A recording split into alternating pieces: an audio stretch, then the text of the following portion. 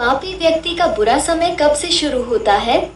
आज की वीडियो सभी के लिए बहुत ही महत्वपूर्ण होने वाली है, जिसमें बताया गया है कि पापी को उसके पाप की सजा कब मिलती है। अक्सर हम लोगों से कोई ना कोई पाप बनता ही रहता है। कुछ लोग तो ऐसे होते हैं जिनकी पूरी जिंदगी ही पाप से निर्मित हुई है।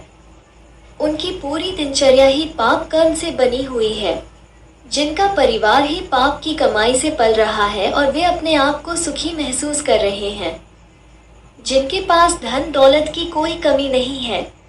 दूसरे देखने वाले लोग भी सोचते हैं कि यह व्यक्ति अधर्म करके भी कितना सुखी है। वैसे ही लोग कहते हैं कि पाप का फल बुरा होता है। इसका तो कभी बुरा होता ही नहीं। ये तो दिन दूना रात चौगुन बढ़ता ही जा रहा है। भगवान ऐसे पापियों को सुखी क्यों रखता है? तो आइए आपको सब कुछ समझ में आ जाएगा इस दृष्टांत के बाद। तो चलिए वीडियो में बने रहिए वीडियो की समाप्ति तक। एक बार एक गांव में दो सेठ रहते थे। एक सेठ की दुकान परचूनी की थी और दूसरे की हलवाई की। दोनों की दुकानें आमने सामने थी। उनमें से एक तो बड़ा ईमानदारी से अपनी सौदा बेचता था और दूसरा जो हलवाई था वो दूध में पानी मिलाकर बेईमानी और अधर्म पूर्वक व्यवहार करता था। थोड़े ही दिनों में हलवाई मालदार हो गया और ईमानदार व्यक्ति गरीब हो गया। वो गरीब व्यक्ति हर पंडित ज्ञानी से यही प्रश्न किया करता था कि धन कैसे होता है? उत्तर मिलता था कि धर्म से ही धन होता है। अब वो ये सोचकर बड़ा हैरान रहता था कि यदि धर्म से ही धन होता है तो उसका पड़ोसी अधर्म से कैसे मालदार होता जा रहा है। एक दिन उसके द्वार पर एक ज्ञानी साधु आए। उनसे भी उसने वही प्रश्न किया कि यदि धर्म से ही धन होता है तो अधर्म करने वाले मालदार क्यों होते हैं। प्रश्न सुनकर महात्मा जी चुप हो गए और कुछ दिन के लिए वहीं ठहर गए। धीरे धीरे कुछ दिन बीत गए। एक दिन महात्मा जी उस ईमानदार आदमी से बोले कि चलो भाई, आज तुम मेरे साथ गंगा स्नान करने चलो।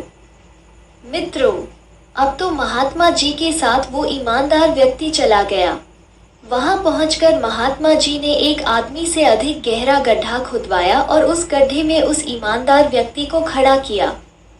उसके बाद महात्मा जी ने दूसरे लोगों से उस गड्ढे में जल डालने को कहा। कई लोग घड़ा भर भर कर गड्ढे में जल डालने लगे। 100-200 घड़ा जल डालने के बाद पानी उस व्यक्ति की गर्दन तक आ गया। ईमानदार व्यक्ति बोला, महात्मन, अब यदि 2-4 घड़े और डलवा दिए तो मैं डूबकर मर जाऊंगा।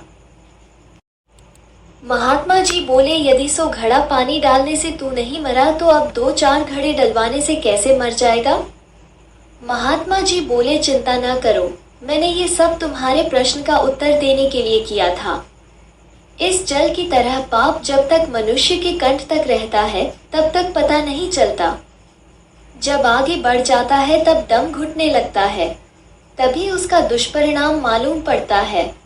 इसी तरह जब अधर्म से अर्जित की गई संपत्ति या तो आग लगने से भस्म हो जाती है, या चोर चुरा ले जाते हैं, या फिर किसी रोग या मुकदमेबाजी में समाप्त हो जाती है, तभी उसका दुष्परिणाम मालूम होता है।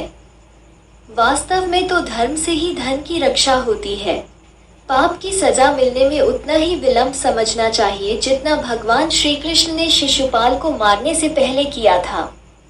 शिशुपाल जब सभा के बीच गाली निकाल रहा था और भगवान कृष्ण मौन खड़े थे, तब सब लोग यही समझ रहे थे कि शिशुपाल का भगवान कृष्ण कुछ नहीं कर पाएंगे।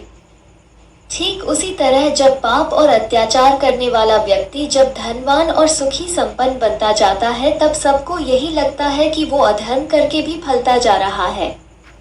भगवान इसे कब दंड देंगे? मित्रों, कहते हैं बुरे का परिणाम बुरा ही होता है। न्याय प्रक्रिया में थोड़ा समय लग सकता है, पर न्याय जरूर होगा। पाप का घड़ा जब भर जाता है तो वो एक दिन ऐसा फूटता है कि उसके प्रवाह में कुछ भी नहीं बचता। सब तबाह हो जाता है।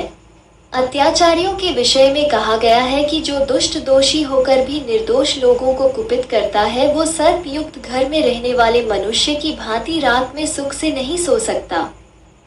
जिनका मन पापों में लगा रहता है, वे लोग दूसरों के कल्याणकारी गुणों को जानने की इच्छा नहीं रखते। वे हमेशा दूसरों के अवगुणों को जीतने की इच्छा रखते हैं। जो व्यक्ति अर्थ की पूर्ण सिद्धि चाहता है उसे पहले धर्म का ही आचरण करना चाहिए। जैसे स्वर्ग से अमृत दूर नहीं होता, उसी प्रकार धर्म से अर्थ अलग नहीं होता।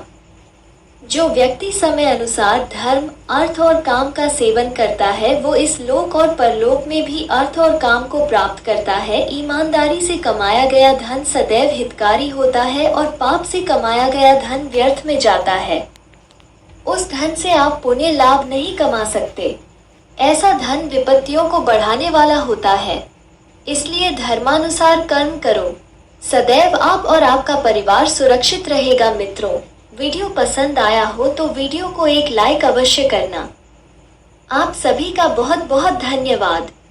जय श्री कृष्ण।